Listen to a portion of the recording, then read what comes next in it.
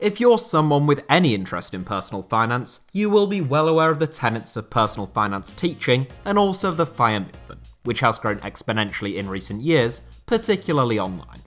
For those of you who aren't, the typical tenets of personal finance are that you should build up a small emergency fund, pay off any high-interest short-term debt, build up a larger emergency fund of 3 to 6 months of expenses, then start to save for any short-term goals, and finally begin to invest for your longer-term goals. The FIRE movement, which stands for Financial Independence Retire Early, follows a very similar set of instructions, just carried out much more aggressively. Whilst the 50-20-30 rule is pretty common in personal finance, the idea that 50% of your income should go towards your needs like rent or mortgage, groceries and bills, 20% should be allocated towards your savings and investments, and 30% as discretionary spending on things like eating out, travelling, or any other leisure activities.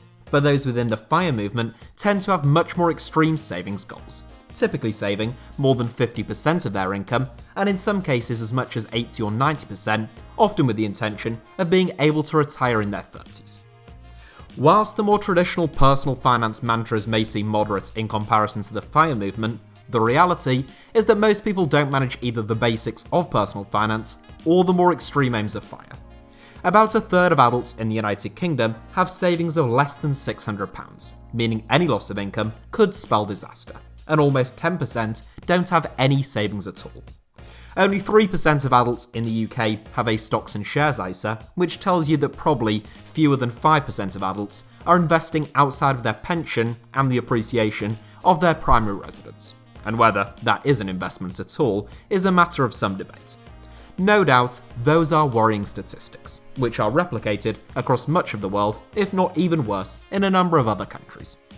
So should everyone halt their reckless consumerism, quit buying their coffee from Starbucks, end their avocado on toast spending spree, and start saving somewhere between 20 to 80% of their income, ready for an early retirement? Well, unfortunately, it's not quite that simple, both in terms of people's individual circumstances and the wider economic machine. So today I'm going to talk a little bit about both, and I'll start with the individual, and why a regimented approach to personal finance and the FIRE movement isn't for everyone. For a start, it probably isn't even attainable for a lot of people, even if you were willing to commit to quite an extreme form of frugality. Much of the rhetoric surrounding the FIRE movement is based upon the 4% rule, the idea that if you can live off 4% of your savings annually, then you are financially free and can retire. First articulated by financial planner William Bengen, the 4% rule states that you should be able to withdraw 4% of your savings annually without reducing the principal of your savings due to the interest appreciated over a period of 30 years. There have been increased challenges to the 4% rule in recent years, partly due to the reduction in interest rates, and I am not recommending it, or anything else for that matter, as a retirement plan, but I am going to use it for the purpose of this example.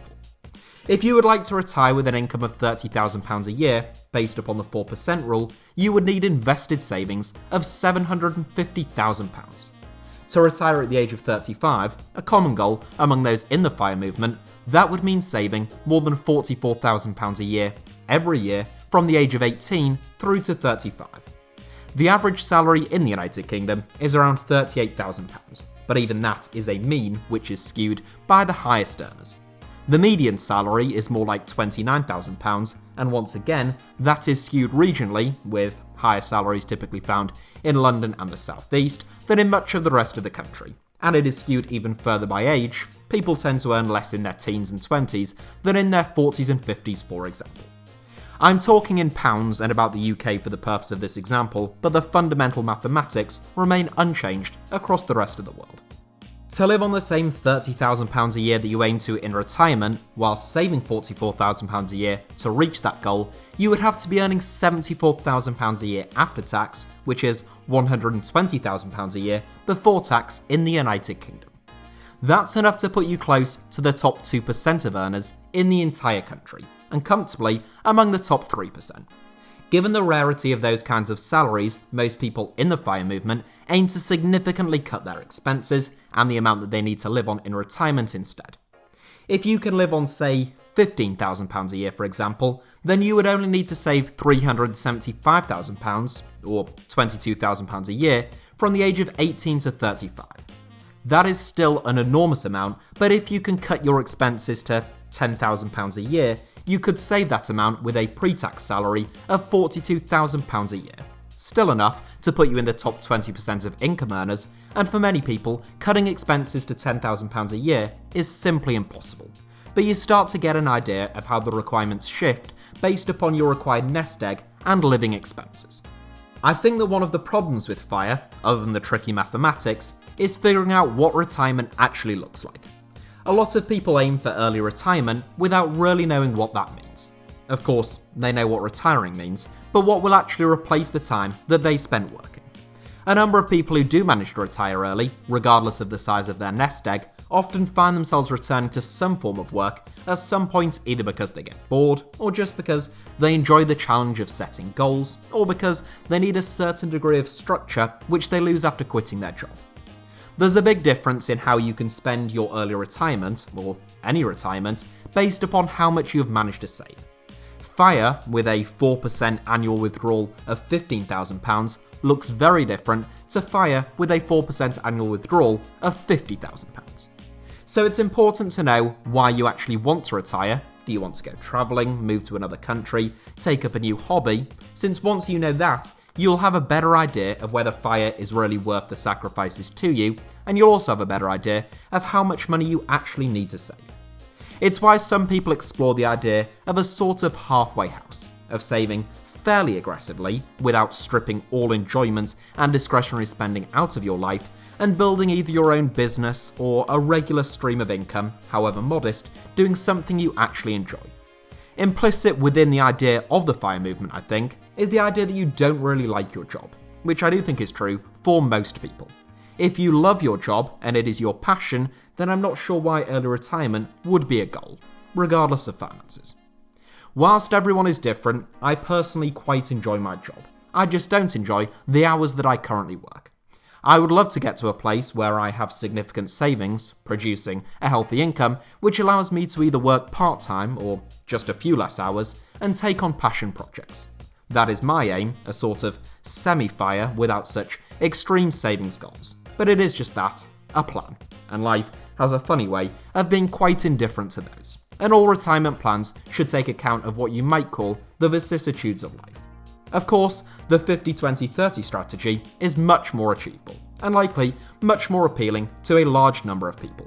But it still fails to take into account people's often precarious employment situations, low pay, and costly expenses.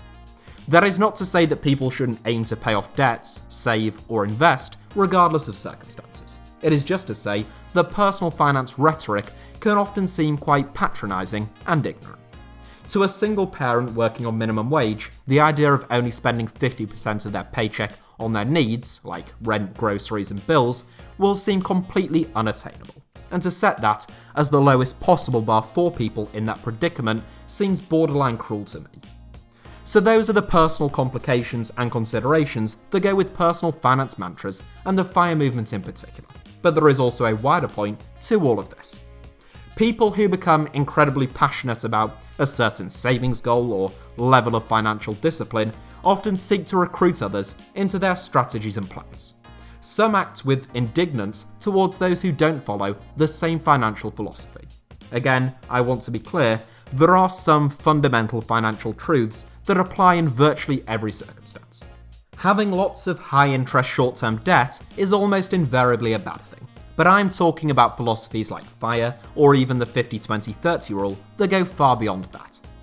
What people sometimes fail to realise is that we have an economic system which is based, or is at least supposed to be based, upon constantly increased financial activity. If everyone subscribed to the FIRE movement, then the FIRE movement wouldn't work. Nothing would work. Global economies would all but grind to a halt. In fact, you can get quite a good idea of what the world would look like if everyone did FIRE, because it's a bit like how it has looked across much of the world for the last 12 months. Restaurants would shut down, international travel would all but collapse, companies' profits would be slashed, and millions of jobs would be lost. Now, there are one or two things in there that you could argue would be positives, in some respects, but it would render FIRE totally pointless, because the stock market would crash, never to recover, and your 4% rule would be consigned to the dustbin of time. Of course, FIRE is pretty intense, and everyone isn't going to suddenly attempt it. But even if everyone was just fairly sensible with their finances and tried to pay off debts before making so-called unnecessary purchases, and made sure they had 6 months of expenses saved before going on holiday or buying a new car, that would have severe ramifications for the economy more broadly. We have an economic system that wants spenders, not savers, and the savers can only rely on consistent stock market gains because of the spenders repeatedly stimulating the economy through their purchases, even if it is at their own long-term expense.